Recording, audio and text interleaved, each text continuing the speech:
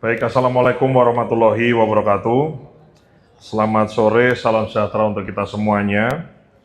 Yang saya hormati Wakil Kepala Badan Gizi Nasional, Ibu Arumsari, beserta Bapak Wakil Kepala Badan BGN, Bapak Mayor Jenderal TNI Trenggono. Pada siang hari ini, kita akan melaksanakan semacam update sebagaimana janji kami kepada masyarakat, kepada publik atas transparansi dan perkembangan dari Badan Gizi Nasional. Rekan-rekan media yang saya hormati, hari ini saya ingin menyampaikan langsung terkait update, kemudian perkembangan dan lain-lain yang barangkali perlu untuk kami sampaikan. Kami memonitor ada ribuan 27.469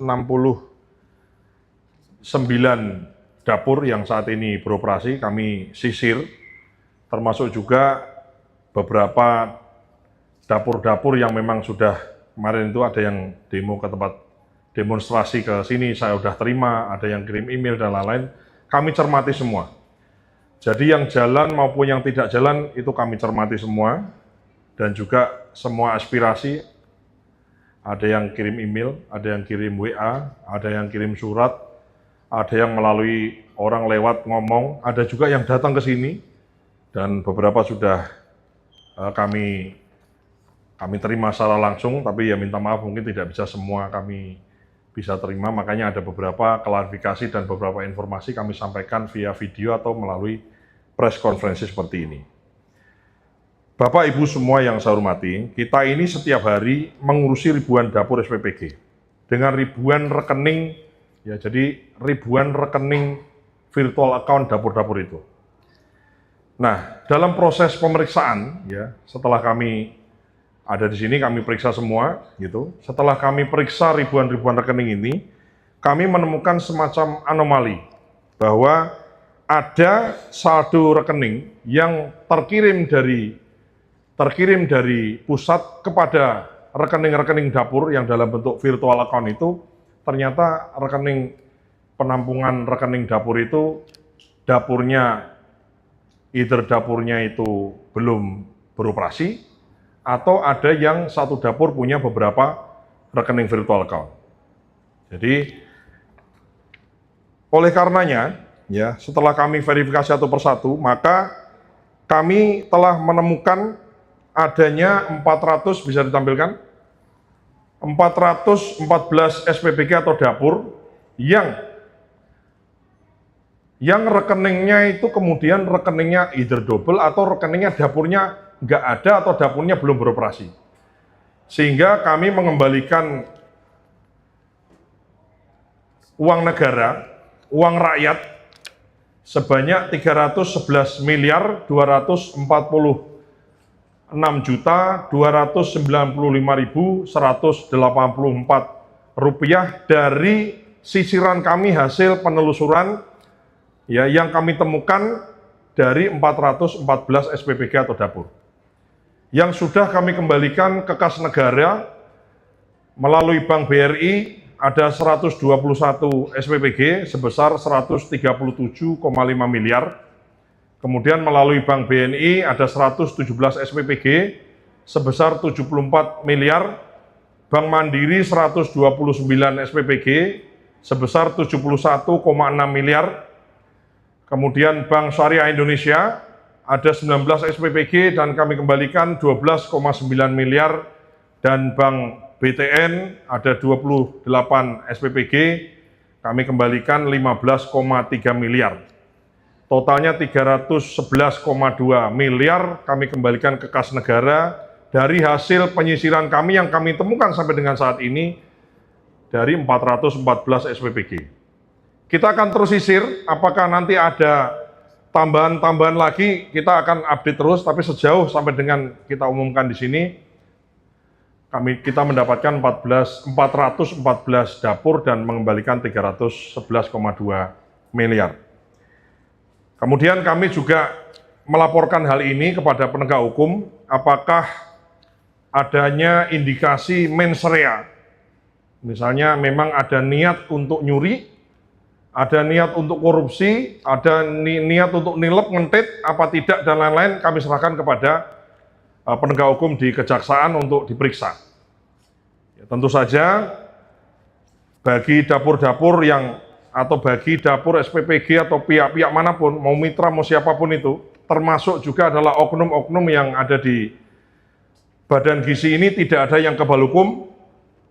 Kami sampaikan semuanya kepada penegak hukum. Jadi yang saya maksud atau kami maksud kemarin kami sampaikan di beberapa forum bahwa kami membuka diri bukan hanya kita ditanya kemudian kita menjawab. Tapi juga kami berinisiatif dari pemeriksaan kami ini kemudian kami berikan data kepada penegak hukum. Selain itu, mana?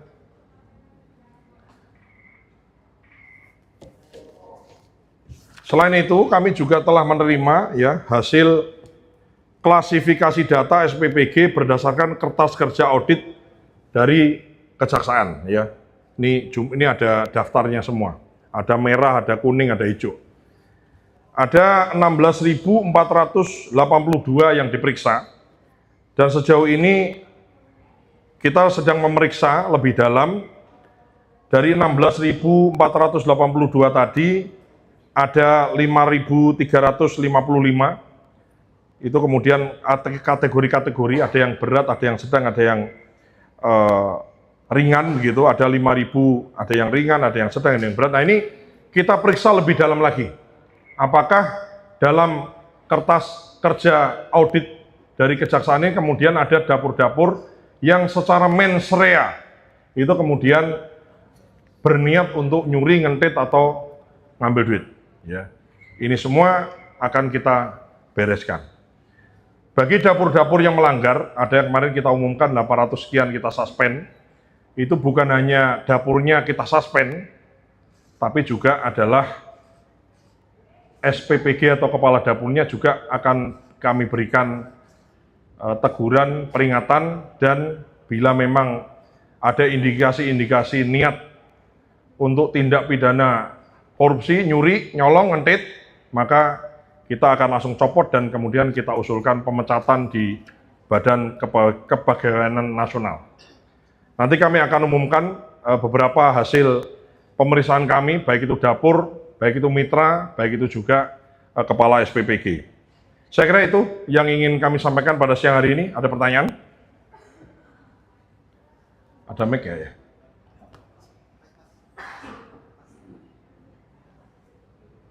Ya, itu tuh yang mana aja lah. Ya, silakan. Selamat sore, Mas Dan dan kepala bagian lainnya. Nama saya Iqbal dari Tribunnews.com. Yang pertama saya ingin menanya apakah terkait tadi temuan tadi, apakah ada afiliasi dari yang tadi dapur ketua akun diduga bermasalah ini dengan pejabat-pejabat petinggi BNN lama yang sedang bermasalah atau tersangka hukum seperti itu. Terus yang kedua juga saya ingin menanyakan tentang statement Bapak yang sempat menyatakan bahwa tidak boleh adanya menggunakan bahan subsidi di dapur SPPG ini. Apakah sudah ada surat edaran atau arahan khusus kepada SPPG di daerah? Karena berdasarkan temuan katanya masih ada yang masih memakai minyak kita. Ya. Demikian Mas. Ini langsung saya jawab atau saya jawab langsung aja? Jadi kami menduga, ini namanya dugaan, tentu saja pembuktiannya ada pada penegak hukum. Kami menduga kenapa uang bisa ke rekening di mana dapur itu rekeningnya double atau dapur itu belum beroperasi. Kami menduga ada oknum terdahulu di dalam BGN yang kemudian mengirimkan ini. Apa motivasi dan lain-lainnya kami sedang perdalam. Apakah misalnya ya tentu saja ada dua ini motivasinya, motivasi mens rea kejahatan atau yang satunya. Kalau mens rea kejahatan mungkin dia niat mau nyuri misalnya. Atau bisa jadi misalnya kami menduga ini yang katakanlah mendugaan yang bukan pelanggaran pencurian atau tindak pidana korupsi adalah dia hanya ingin ngirim ke banyak rekening supaya kelihatan serapan anggarannya tinggi. Jadi anggarannya terserap banyak gitu, jadi kemudian serapan di BGN-nya tinggi sehingga supaya ada dicek itu kira-kira serapan tinggi itu adalah sama dengan prestasi yang baik dari sebuah lembaga. Itu kami sedang mendalami ini ya. Dan manakala ada indikasi mens rea, ada indikasi niat jahat untuk nyuri, ngentit atau nyolong tadi, maka ini kita serahkan kepada penegak hukum. Kemudian terkait bahan subsidi ya, kita kirim surat edaran dan clear ya di peraturan, sebetulnya di yang lalu-lalu juga sudah dikasih tahu, maka ada kemungkinan kita sedang ingin menginvestigasi menggunakan bahan subsidi tadi, selisihnya dikembalikan ke kas negara. Ya, jadi misalnya dia tadinya harusnya beli minyak goreng biasa, tapi dia beli minyak goreng kita, kan harganya selisih. Nah selisih dikali berapa dia pakai, itu ada kemungkinan sesuai dengan hasil investigasi kita, nanti kita minta untuk kembalikan ke kas negara.